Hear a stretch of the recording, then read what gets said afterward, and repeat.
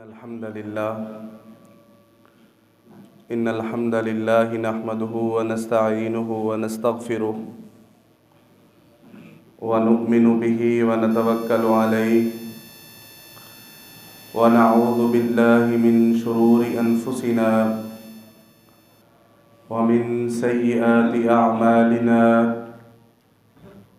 من يهده الله فلا مضل له ومن يضلله فلا هادي له وأشهد أن لا إله إلا الله وحده لا شريك له وأشهد أن محمدا عبده ورسوله صلى الله عليه وسلم اللهم صل على محمد وعلى آل محمد كما صليت على إبراهيم وعلى آل إبراهيم إنك حميد مجيد اللهم بارك على محمد وعلى آل محمد كما باركت على إبراهيم وعلى آل إبراهيم إنك حميد مجيد أما بعد فإن خير الحديث كتاب الله وخير الهدي هدي محمد صلى الله عليه وسلم وشر الأمور محدثاتها وكل محدثة بدعة وكل بدعة ضلالة وكل ضلالة في النار أعوذ بالله من الشيطان الرجيم بسم الله الرحمن الرحيم يا أيها الناس اتقوا ربكم الذي خلقكم من نفس واحدة وخلق منها زوجها وبث منهما رجالا كثيرا ونساء واتقوا الله الذي تساءلون به والأرحام إن الله كان عليكم رقيبا يا أيها الذين آمنوا اتقوا الله حق تقاته ولا تموتن إلا وأنتم مسلمون يا أيها الذين آمنوا اتقوا الله وقولوا قولا سديدا يصلح لكم أعمالكم ويغفر لكم ذنوبكم ومن يطع الله ورسوله فقد فاز فوزا عظيما رب اشرح لي صدري ويسر لي أمري واحلل عقدة من لساني يفقهوا قولي قابل قدر معزز سامعین و سامعات، اللہ ہم سب کا خالق و مالک ہے۔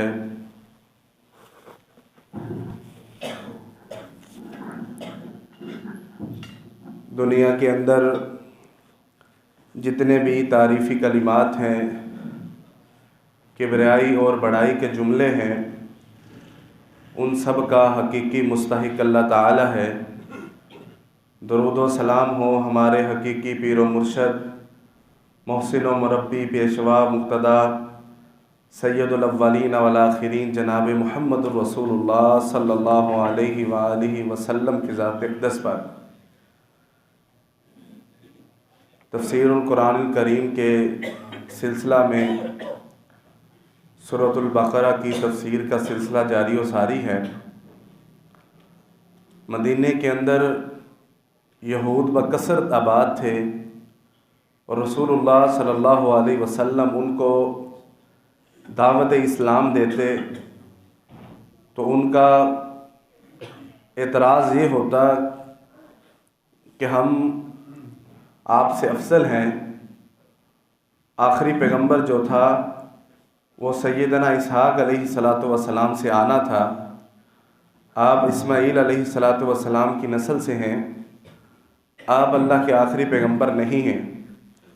تو اللہ تعالیٰ نے سورۃ البقرہ کے اندر، جو کہ مدنی سورت ہے یعنی کہ ہجرت کے بعد نازل ہوئی ہے، اس میں یہودیوں کو اللہ نے بکثرت مخاطب کیا ہے، اور یہود پر اللہ نے آپ علیہ السلام سے پہلے موسیٰ علیہ السلام کی دور کے اندر جو ان پر انعامات کیے ہیں، جو ان پر اکرام اور اللہ نے جو احسان کیے ہیں، اور اس کے بدلے میں بنی اسرائیل ان یہودیوں نے اللہ کو کیا دیا اور پیغمبر کو اس کا صلہ کیا دیا، پھر اللہ نے قرآن مجید میں اس کو مثال کے طور پر ان کے لیے بیان فرمایا، جس کو ہم اپنے خطبات کے اندر پڑھ سن اور سنا رہے ہیں۔ گزشتہ جمعے کے اندر ہم اس مقام پر تھے کہ جہاں اللہ تعالیٰ بنی اسرائیل کے لیے من و سلوہ کے نزول کا ذکر فرماتے ہیں کہ ان کی بے پناہ غلطیوں کے بعد اللہ نے انہیں کھانے پینے کے لیے صحرا کے اندر، جنگل کے اندر کھانے پینے کا اہتمام کیا ان کے لیے، تو اس کے باوجود بھی انہوں نے بہت ساری گستاخیاں اور غلطیاں کی جنہیں اللہ تعالیٰ مسلسل بیان کر رہے ہیں۔ اس کے بعد اللہ تعالیٰ اس سے اگلی آیت میں بیان فرماتے ہیں وَإِذْ قُلْنَا ادْخُلُوا أَعُوذُ بِاللَّهِ مِنَ الشَّيْطَانِ الرَّجِيمِ وَإِذْ قُلْنَا ادْخُلُوا هَٰذِهِ الْقَرْيَةَ فَكُلُوا مِنْهَا حَيْثُ شِئْتُمْ رَغَدًا وَادْخُلُوا الْبَابَ سُجَّدًا وَقُولُوا حِطَّةٌ نَغْفِرْ لَكُمْ خَطَايَاكُمْ وَسَنَزِيدُ الْمُحْسِنِينَ۔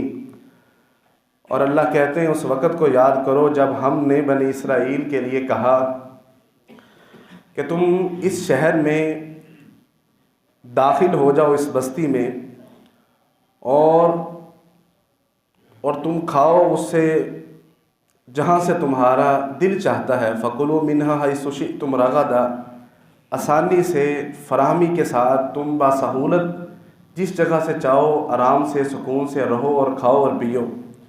وَادْخُلُوا الْبَابَ سُجَّدًا، اور تم جب داخل ہونے لگو دروازے سے تو جھک کر داخل ہونا، عاجزی کے ساتھ سجدے کی حالت میں داخل ہونا۔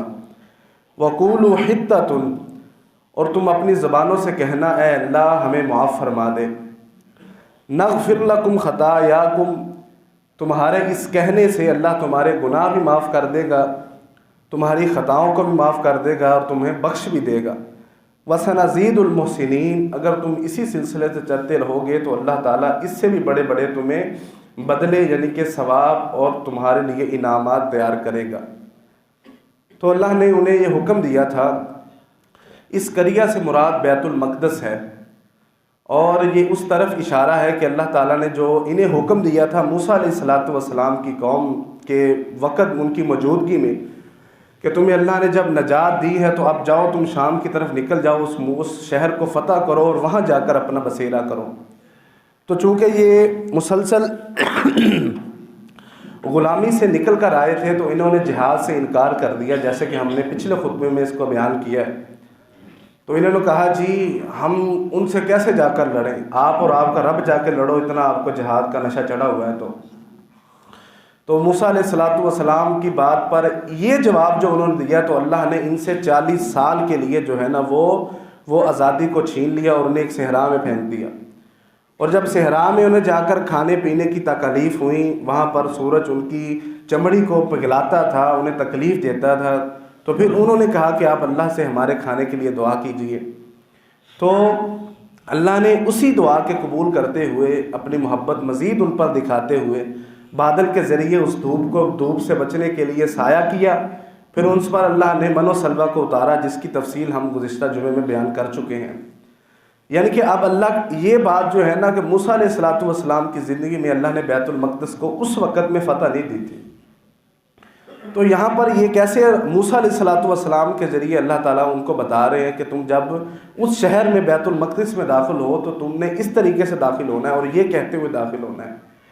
امام رازی رحمہ اللہ نے اور امام ابن کثیر رحمہ اللہ نے اپنی تفاسیر کے اندر اس اشکال کو دور کیا ہے، اور وہ لکھتے ہیں کہ یہ اسی طرز پر اللہ تعالیٰ نے کہا ہے موسیٰ علیہ السلام کے ذریعے قبل از وقت اللہ نے اصول بیان کیے ہیں، جیسے اللہ تعالیٰ نے فتح مکہ سے پہلے جناب محمد رسول اللہ صلی اللہ علیہ وآلہ وسلم کو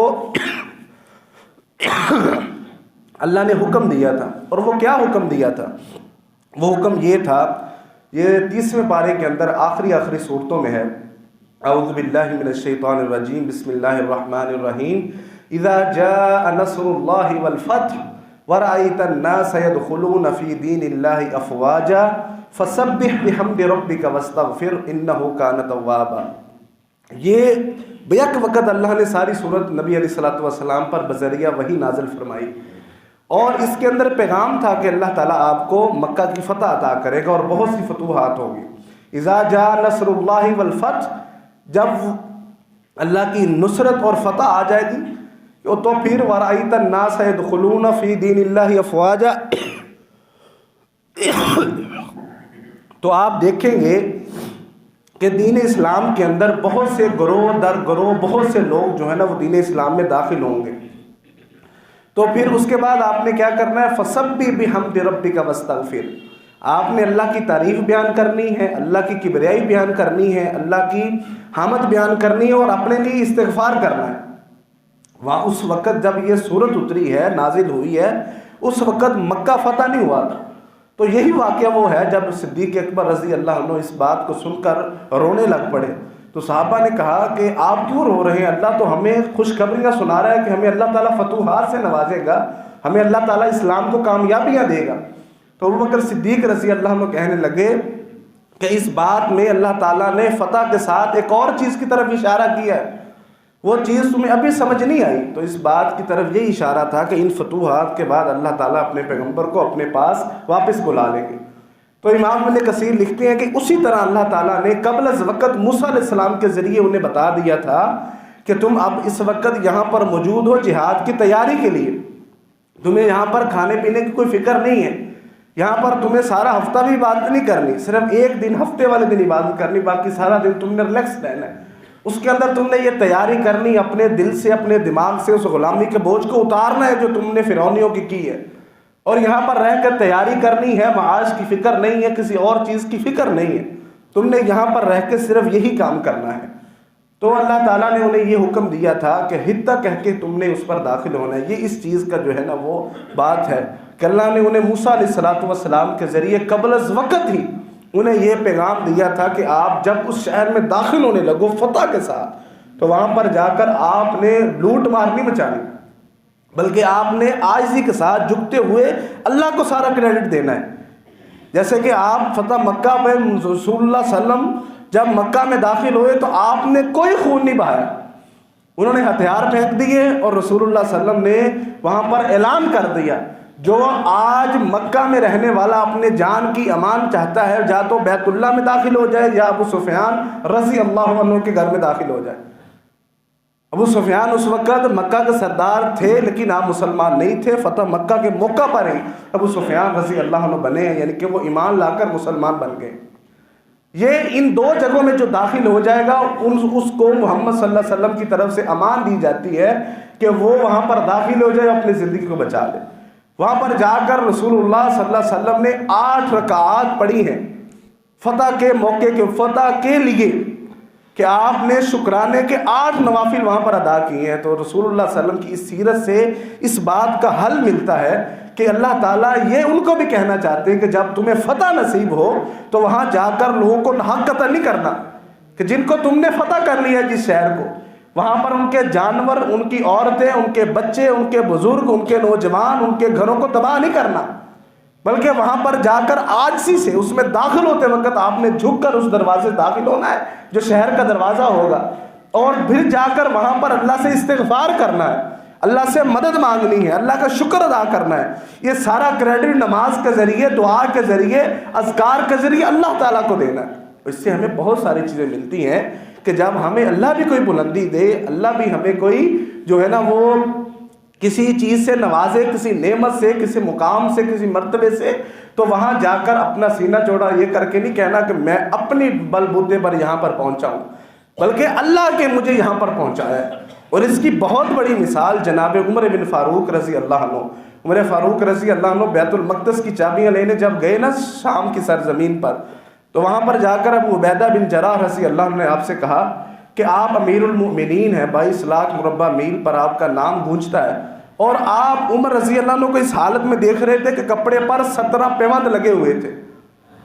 فتح یاب جہاں پر وہاں پر جا کر بیت المقدس کی چابیاں ہولڈ اپنے اندر لینا ہے، اور وہ علاقہ مسلمانوں کے نام ہو چکا ہے، اور خلیفہ وہاں پر جا رہا ہے، تو اس کا کپڑے اس طرح کے، وہ عبیدہ بن جراح رضی اللہ عنہ نے کہا کہ آپ پوشاک کو بدل لیجئے، ہم نے آپ کے لیے انتظام کیا ہوا ہے، تو آپ ہمارے سردار ہیں، آپ نے بھی غیر مسلموں کے سردار ہی سے ملنا ہے۔ تو عمر رضی اللہ عنہ نے کہا کہ اگر یہ بات تمہاری جگہ کوئی اور کہتا تو میں درے مار کر اس کی کمر چھلنی کر دیتا۔ یہ عزت، یہ مقام، یہ مرتبہ آج جو اللہ نے ہمیں دیا، یہ دین اسلام کی وجہ سے دیا۔ اگر ہم دین اسلام کو پیچھے رکھ کر دنیا کو آگے کریں گے، اللہ ہمیں دوبارہ پھر ذلیل کر دے گا۔ تو صحابہ کی سیرت سے، رسول اللہ صلی اللہ علیہ وسلم کے فرامین سے ہمیں یہ بات بخوبی ملتی ہے کہ جب ہمیں اللہ کوئی بلندیاں عطا کرے تو ہم نے کیا کرنا ہے؟ شکر اللہ کا ادا کرنا ہے، اپنی زندگیوں کے اندر کریڈٹ اللہ تعالیٰ کو دینا ہے، کہ کیونکہ زندگی کے اندر جتنے معاملات خراب ہوتے ہیں وہ ہوتے ہیں ہماری وجہ سے۔ ظہر الفساد فی البر والبحر، اللہ قرآن مجید میں کہتا ہے کہ زمین میں، خشکی میں، تری میں جتنے بھی فساد برپا ہوتے ہیں، بما کسبت ایدی الناس، یہ تمہارے اپنے ہاتھوں کی کمائی ہے، اللہ نہیں یہ چاہتے۔ اللہ کا مطالبہ تم سے کوئی اور ہے، وہ صراط مستقیم ہے جس کی جو منزل وہ جنت ہے، جو راستے اس کے علاوہ ہے جو وہ تم خود اس کو سلیکٹ کرے گے اور خود جا کر تم اپنی جو ہے نا وہ بربادیوں کی طرف جاؤ گے۔ انا ہدیناہ السبیل اما شاکرا و اما کفورا، اللہ کہہ رہے کہ ہم نے انسان کو ہدایت دی، عقل دی، اب دو راستے اس کے سامنے، یا تو وہ رحمان کا راستہ چوز کر لے یا شیطان کا کر لے، منزل دونوں کے سامنے ہے، ایک کے آگے جنت ہے، ایک کے آگے جہنم ہے۔ غلطیاں رک جانا، اس کے آگے پھر اللہ نے اور بھی اس کو جو ہے نا پوزیشن دی ہوئی کہ آپ توبہ کریں، کلو بنی آدم خطاء وخیر الخطاؤن التوابون۔ غلطی ہو جانا اس رستے میں، غلطیاں ہو جانا ہر کسی سے عام ہے، کوئی بندہ بھی ان غلطیوں سے پاک نہیں ہے، ہر بندے سے غلطی ہو سکتی ہے، لیکن بہترین غلطی کرنے والا وہ ہے جو اس کو پھر ٹھیک کر لے، کس طرح سے؟ توبہ کر کے، پھر سفر کی تیاری کرے، پھر اٹھے، پھر اس پر چلنے کی کوشش کرے اور اپنا بیسٹ اس کے اوپر دے، ٹرائی ٹو بیسٹ، بہتر کرنے کی کوشش کرے، اللہ تعالیٰ اس کو قبول کرے گے۔ تو یہ اس کے اندر اللہ تعالیٰ بیان فرما رہے، ان کے لیے ہمیں بتانے کا مقصد یہ ہے کہ ان کو دیکھ کر ہم اپنے لیے سبق حاصل کریں کہ جب اللہ ہمیں بھی کوئی بلندی دے، کوئی بھی اس طرح دے۔ آپ دیکھ لیں کہ جنگوں کے موقع پر رسول اللہ صلی اللہ علیہ وسلم کیا کیا کرتے تھے، جنگ سے فراغت پر، جنگ کے شروع ہونے سے پہلے، کسی چیز کے فتح کے موقع پر رسول اللہ صلی اللہ علیہ وسلم اسی طرح نماز کے ذریعے، اسی طرح اذکار کے ذریعے، اسی طرح شکرانے کے ذریعے اللہ تعالیٰ کو سارا کریڈٹ دیتے تھے۔ اے اللہ، تو نے ہماری مدد کی ہے تو ہم اس مقام پر ہیں، تو ہماری مدد نہ کرتا تو اللہ کبھی بھی ہمیں یہ مقام حاصل نہ ہوتا۔ آگے اللہ تعالیٰ بیان فرماتے ہیں فَبَدَّلَ الَّذِينَ ظَلَمُوا قَوْلًا غَيْرَ الَّذِي قِيلَ لَهُمْ، کہ ان لوگوں نے تبدیل کر دیا جنہوں نے ظلم کیا اس بات کو جو ہم نے ان سے کہا تھا۔ فَأَنزَلْنَا عَلَى الَّذِينَ ظَلَمُوا رِجْزًا مِّنَ السَّمَاءِ بِمَا كَانُوا يَفْسُقُونَ، تو اللہ تعالیٰ نے آسمان سے ان کے لیے عذاب اتارا اس وجہ سے جو انہوں نے فسق کیا تھا، ہماری نافرمانی کی تھی۔ صحیح بخاری کے اندر رسول اللہ صلی اللہ علیہ وسلم کا فرمان ہے اس آیت کی تفسیر میں، رسول اللہ صلی اللہ علیہ وسلم بیان فرماتے ہیں کہ بنی اسرائیل کو اللہ نے کہا تھا کہ آپ نے اس دروازے سے داخل ہوتے وقت کیا کرنا ہے؟ حتۃ کہنا ہے، کہ ہم نے حتۃ کہنا ہے اللہ ہمارے گناہ معاف فرما دے، اور آپ نے، اللہ نے حکم دیا کہ سجدے کی حالت میں وہاں پر داخل ہونا ہے۔ تو انہوں نے کیا کیا؟ انہوں نے اس کو تبدیل کر دیا۔ کیسے تبدیل کر دیا؟ بالکل الٹ۔ انہیں کہا تھا کہ آپ نے جھک کر جانا ہے، تو وہ سرینوں کے بل گھسڑتے ہوئے اندر داخل ہوئے۔ تکبر کی علامت، ہم تو اس کو فتح کر لیا، ہم نے یہ محنتیں تو ہم نے کی ہے، کیوں بات مانے؟ تو یہ پیغمبر اس وقت تھے یوشع بن نون علیہ السلام، یہ اللہ کے پیغمبر ہیں جو جناب موسیٰ کے بعد آئے تھے، اللہ نے انہیں مبعوث کیا تھا انہی کی قوم میں سے۔ تو یہ بھی ان کی سرپرستی کے اندر حکم اللہ نے پہلے دے دیا تھا موسیٰ علیہ السلام کے ذریعے۔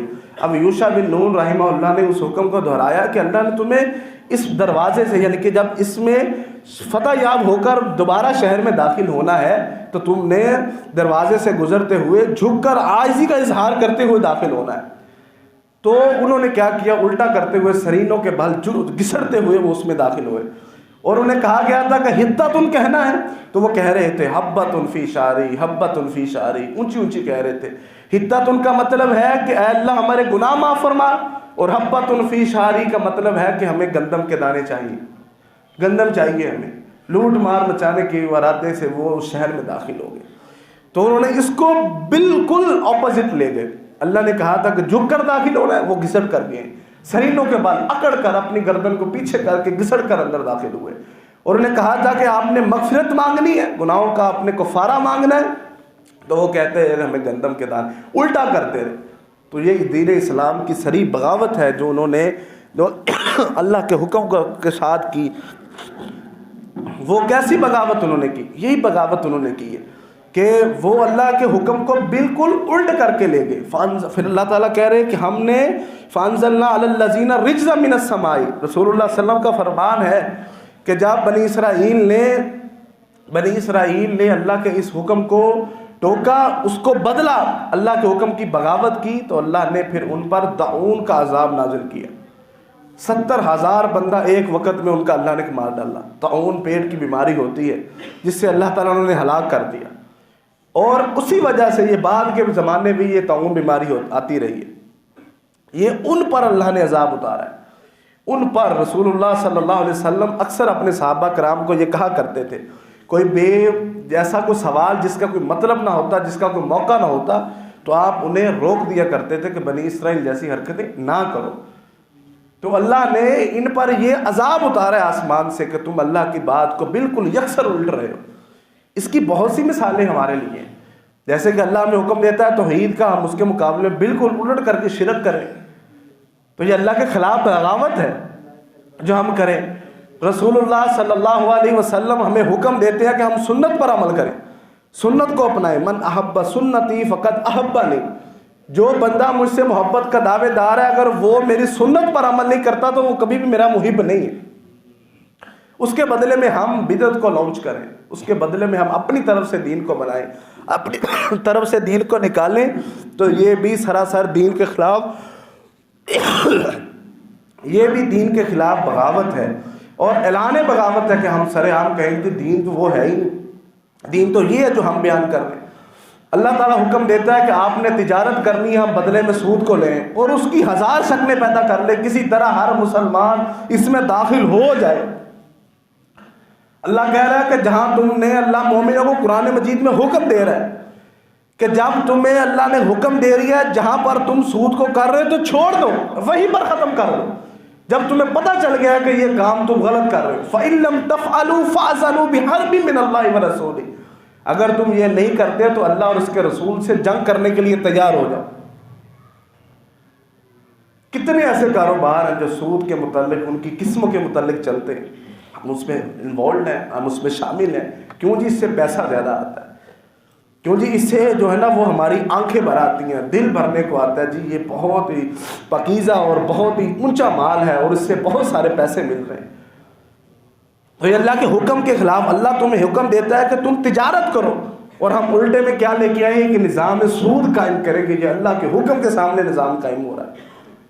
اللہ تعالیٰ ہمیں حکم دے کہ ہم دین اسلام کی حفاظت کریں، ہم الٹے میں بغاوت کرتے ہوئے دین اسلام کے خلاف سازشیں کریں۔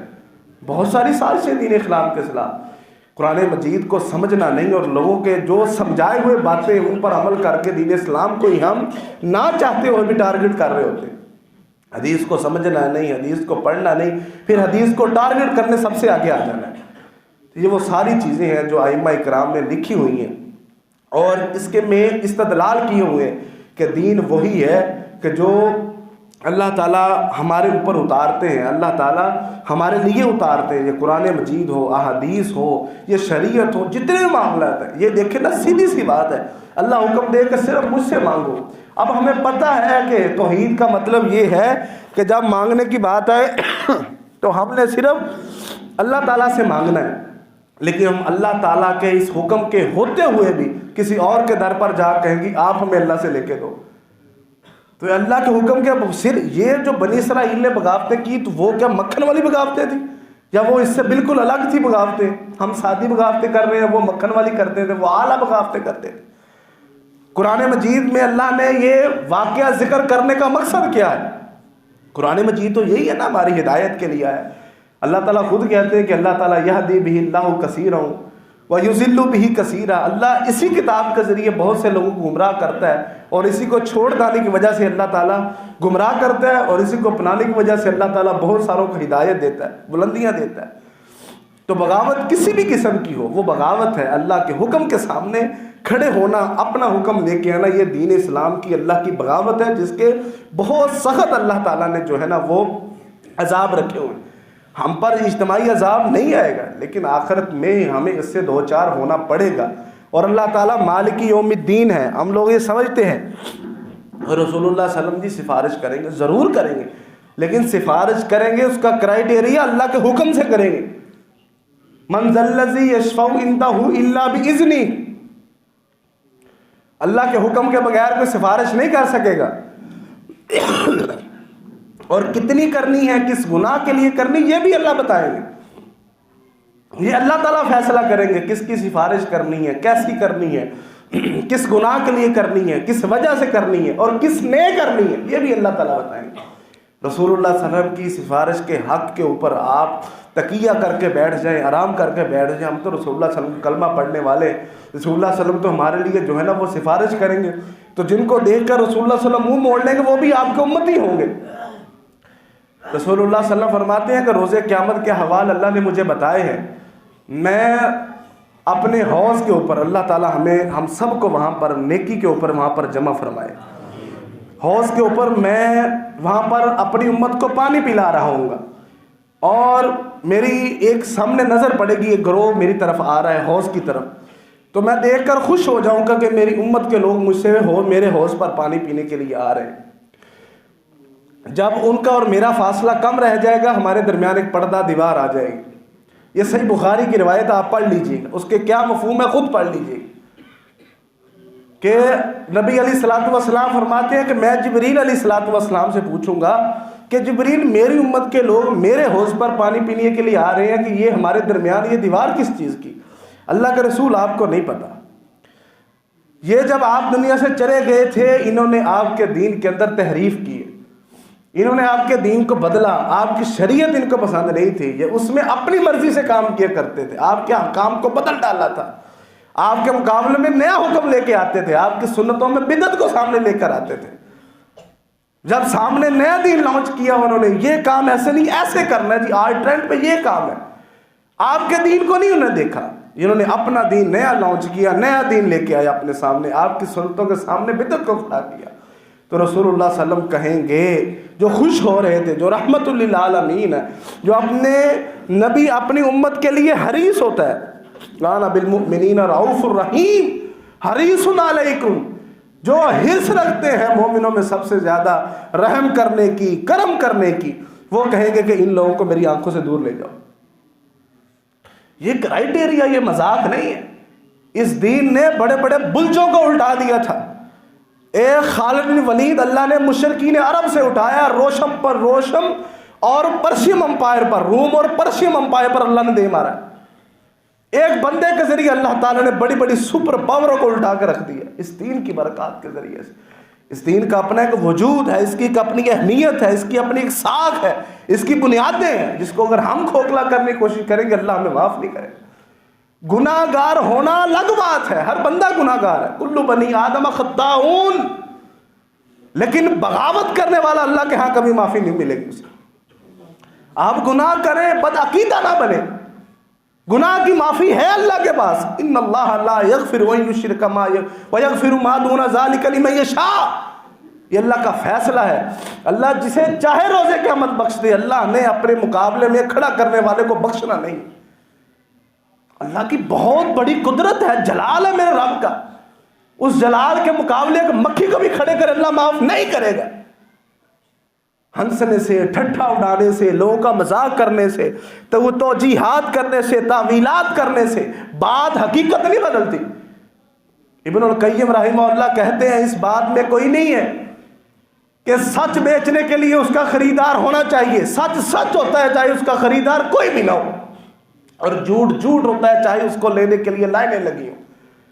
حق حق ہوتا ہے، اور دنیا میں ایک ہوتا ہے، حق دو نہیں ہوتے، باطل ہزاروں ہوتے. جیسے کہ رسول اللہ صلی اللہ علیہ وسلم کے ہوتے ہوئے کتنے مذاہب تھے، بت مت تھے، یہ مجوسی تھے، عیسائی تھے، لا دین لوگ تھے،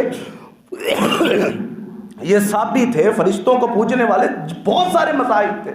لیکن حق کیا تھا؟ ایک تھا. یہ نہیں ہے کہ یہودی بھی حق پر ہے، عیسائی بھی حق پر ہے، مسلمان بھی حق پر، سارے صحیح ہے، جتنے کو لگا لگا رہ دو. ایسا کوئی سلسلہ نہیں ہے. اللہ کے حکم کے سامنے کھڑے ہونا یہ سراسر بغاوت ہے. آپ کم تر ہم ہیں, عملاً کمزوریاں ہو سکتی ہیں, مان لیں کہ ہم غلط کر رہے ہیں, اس غلطی کے اوپر معافی مانگنے کی کوشش کیجئے, اس سے پیچھے ہٹنے کی کوشش کیجئے. اب لوگ ہم کسی کو کہیں جی ایک چھوٹا سا مسئلہ ہے, داڑھی ہے, رکھنی چاہیے, فرض ہے مسلمان مرد پر. آپ کہیں کہ یہ داڑھی نہیں رکھتا کہ اس لیے کہ یہ ضروری نہیں, یہ غلط ہے.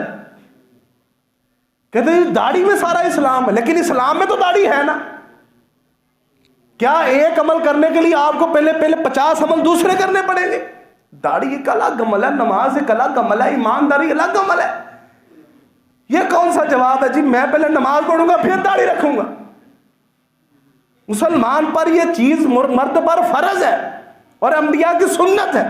1,24,000 پیغمبر اللہ نے زمین پر بھیجے ہیں, کوئی ایک بھی ایسا نہیں تھا جس کے چہرے پر داڑھی نہیں اور قبر میں وہ داڑھی لے کر نہیں گیا. جناب محمد رسول اللہ صلی اللہ علیہ وسلم کے قبر مبارک کے اندر آج بھی وہ صحیح سلامت ہوگی. اللہ مٹی کو حکم نہیں دیتا کہ وہ انبیاء کے جسم کو کھا جائے, وہ مبارک جسم ہے, وہ صاف ہے نا. رسول اللہ صلی اللہ علیہ وسلم کی گھنی داڑھی تھی اور آپ کے اس طرح یہاں پر سینے مبارک تک آتی تھی. یہ آپ ایسا اس کو ڈیگریڈ نہ کریں, اس میں کون سے سارا اسلام داڑھی میں, یہ غلط بات ہے.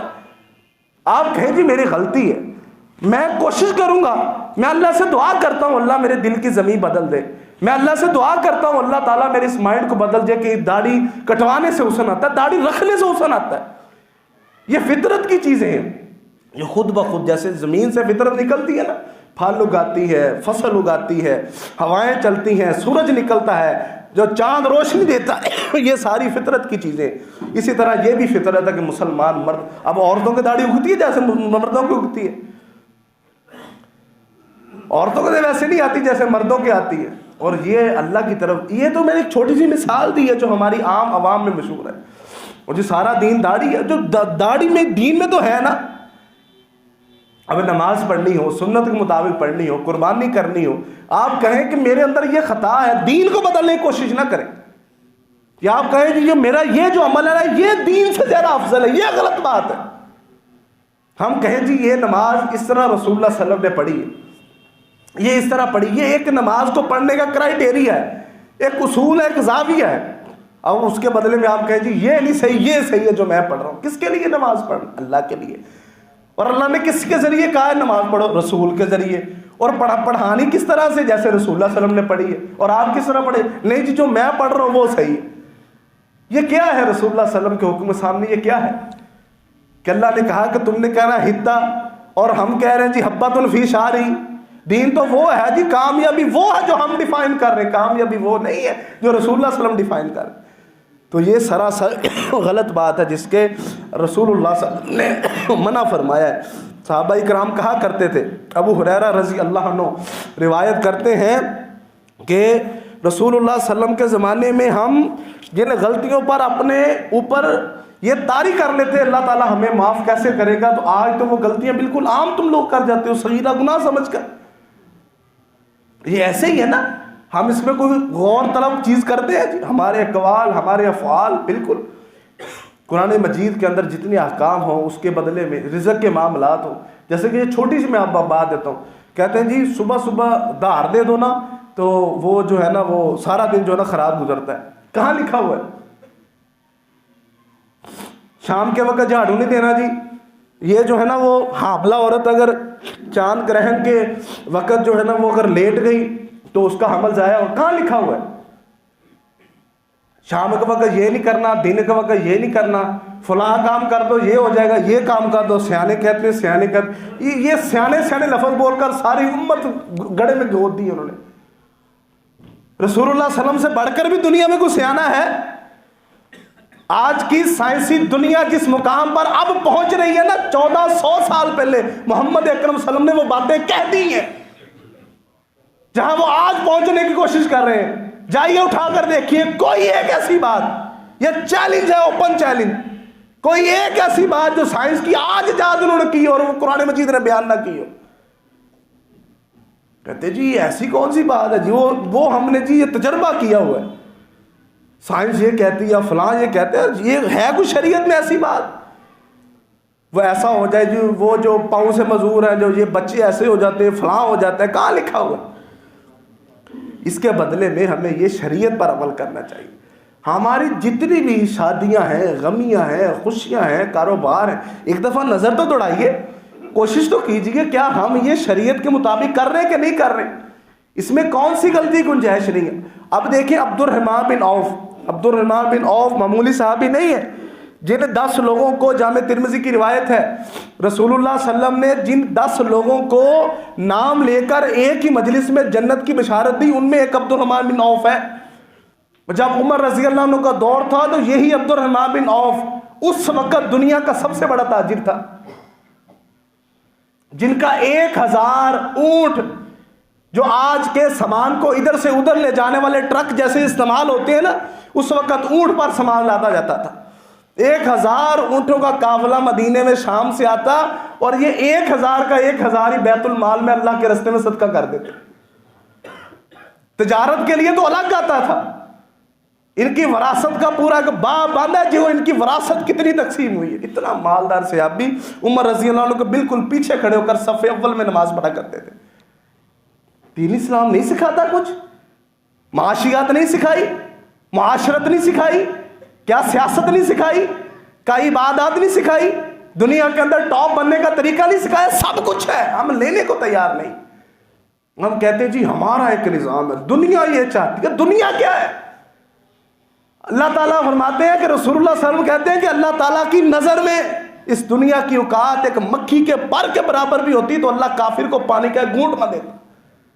یہ دنیا کیا ہے؟ یہ معاشرہ کیا ہے؟ مسلمانوں کو کوئی معاشرہ نہیں. رسول اللہ صلی اللہ علیہ وسلم نے جا کر مدینے میں کیا کہا تھا کہ 10 سال پہلے یہود جیسا رہ لو پھر مسلمانوں جیسا رہ لیں گے.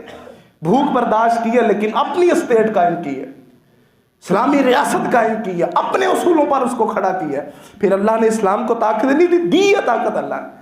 اور یہی ہمارے لیے پیغام ہے، اپنا فلسفہ، اپنا معیار سارا اوپر. اقبال کے بارے میں یہی تو مشہور ہے. وہ یہ کیا کر رہے ہیں ہمیں پتہ ہی نہیں ہے ہم نے کس ڈگر پر جانا ہے اور کس طرح رہنا ہے. ہمیں پتہ ہے اللہ تعالیٰ نے فرعونیوں کے بارے میں کہا نا کوئی جہاد سے کیوں انکار کرتے. امام ابن کثیر نے لکھا ہے کہ ان کی رگ رگ میں غلامی بیٹھ گئی تھی. وہ سمجھتے تھے ہم کیسے لڑ پائیں گے. تو اللہ نے کہا 40 سال کے لیے صحرا میں جاؤ اور وہاں اللہ تعالیٰ تمہیں ختم کر دے گا اور تم سے نئی نسل کو نکالے گا جن کے اندر ذرا آزادی والی سانس ہوگی، جہاد کے لیے جذبہ پیدا ہوگا. ہمارے اندر وہ چیز نہیں ہے. ہمیں یہ سمجھنا چاہیے اور اس چیز سے ہمیں سبق لینا چاہیے کہ شریعت اپنے اندر ایک الگ مقام رکھتی ہے اور ہم نے اس کے مطابق ہونا، نہ کہ شریعت کو اپنے مطابق کرنا ہے. یہ نہیں کہنا جی سود کھانے کا کوئی حل نکالیے، یہ کہنا ہے کہ ہم نے سود سے بچنے کا کوئی حل لینا ہے. یہ نہیں کہنا کہ ہم یہ اس کو داڑھی کو، اب یہ دیکھیں کس کو دیکھ لو نا شلوار ٹخنوں سے اونچی ہے، اس کو طرح طرح کی وہ مذاق کرتے ہیں. آپ کو پتہ ہے شلوار ٹخنوں سے اونچی کون رکھتا تھا؟ غلامی رسول میں موت. جنوں مرضی 1.25 ارب مسلمان ہے دنیا کے اندر، جس مرضی سے پوچھ لو اللہ کے رسول پر جان دو گے؟ جی جان دوں گا، لیکن اللہ کے رسول پر عمل، ان کی سنت، اس کے پیچھے چلتے ہوئے شلوار ٹخنوں سے اونچی نہیں رکھنی. رسول اللہ صلی اللہ علیہ وسلم کا اتھینٹک حکم ہے. جائیے صحیح بخاری، جامع ترمذی، سنن ابی داؤد، تینوں کتابوں میں یہ روایت موجود ہے کہ اللہ تعالیٰ 3 طرح کے لوگوں کو روزے قیامت نہ معاف کرے گا، نہ ان کی طرف سے رحمت کی نظر سے ان کی طرف دیکھے گا بھی. ان میں ایک وہ ہے جو اپنی شلوار کو ٹخنوں سے نیچے رکھتا ہے. کرتے ہیں ہم اس کے اوپر عمل، مذاق کرتے ہیں الٹا. بغاوت اور کیا ہوتی ہے؟ کس چیز کو بغاوت سمجھتے ہیں؟ مانیے کہ ہم گناہ کرتے ہیں، الٹا آپ کہیں کہ یہ اس دین اسلام میں یہ کچھ نہیں ہے. یہ کہتا کہ میں کہوں یار میری شلوار ٹخنوں سے نیچے، میں جرم کرتا ہوں، اس کا کم گناہ ہے. ایک میں کہوں جی اسلام میں ہندی کڑی، وہ نہیں، ہندی کی کوئی اہمیت نہیں ہے. جناب عمر فاروق رضی اللہ عنہ کو خنجر لگے ہوئے ہیں اور حدیث کے الفاظ عبداللہ بن عمر رضی اللہ عنہ بیان کرتے ہیں کہ ہم حلق سے دودھ گزارتے زخم سے باہر آ جاتا.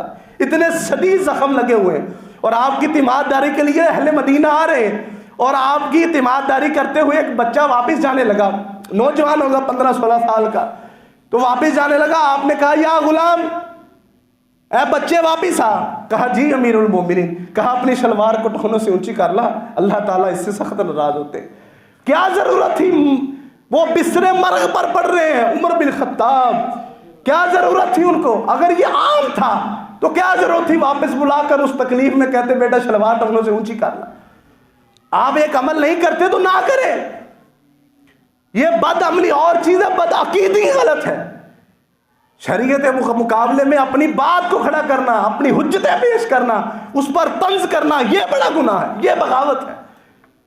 اللہ تعالیٰ ہمیں یہ سمجھا کر ان کے سارے جو ہم نے کاپیاں کی ہوئی ہیں نا، کاپی پیسٹ مارا ہے اپنے اندر یہود و نصارہ کو، اللہ اس قرآن کے ذریعے اسے نکالنے کی کوشش کر رہے ہیں۔ اللہ ہمیں کہہ رہے ہیں کہ اس نقشے کو لو، اپنے اندر سے اس ساری چیزوں کو نکال لو۔ ساری چیزوں کو ہم کیسے نکال لیں گے؟ اسی طریقے سے نکال لیں گے۔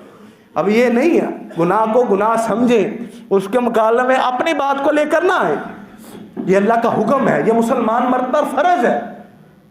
وہ جی فلاں، اس کی عجیب حجتیں میں نے پچھلے دنوں میں ایک بندے سے سنا ہے، وہ کہتے ہیں جی کفار مکہ جو ہے نا وہ لٹکتی ہوئی پوشاکیں پہنتے تھے، رسول اللہ صلی اللہ علیہ وسلم نے حکم دیا ہے کہ ٹخنوں سے شلوار اونچی کرو تاکہ ان کی وہ اپنے آپ کٹ جائیں۔ یہ کون سی لاجک ہوئی؟ اللہ نے روزے کی لاجک بتائی ہے، نماز کی بتائی ہے، حج کی بتایا ہے، اس کے بعد زکوٰۃ کی بتائی ہے، اس کے بعد اخلاق کی بتائی، ہر چیز کی بتائی۔ اس کی بتانا بھول گئے، نعوذ باللہ من ذالک، کہاں سے پتہ نہیں نکال کے لے آتے ہیں۔ یہ ہے حکم، حکم کو حکم مانے، اگر اس میں آپ کی کوتاہی ہے تو اس کو کوتاہی مانے کہ میری غلطی ہے، میں کوشش کروں گا، میں صحیح کرنے۔ کوئی بندہ بھی کامل نہیں، آپ کے سامنے یہ میں کھڑا ہوں، کیا میں کامل مسلمان ہوں؟ نہیں، میں نہیں کہتا، میرے اندر آپ سے زیادہ غلطی ہوں گی، آپ مجھ سے کہیں زیادہ اللہ کی نظر میں بہتر ہوں گے۔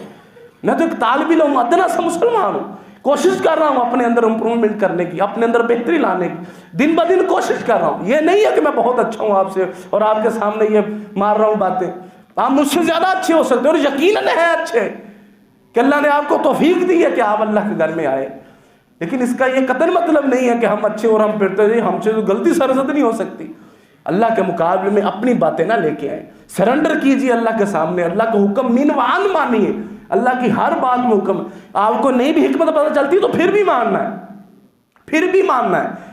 علی رضی اللہ عنہ کہتے ہیں لو کان بالدین لو کان الدین بالرأی، اگر دین عقل کا نام ہوتا تو ہم اپنے موزوں پر مسح نچلی سائڈ پر کرتے، اوپر والی سائڈ پہ نہیں۔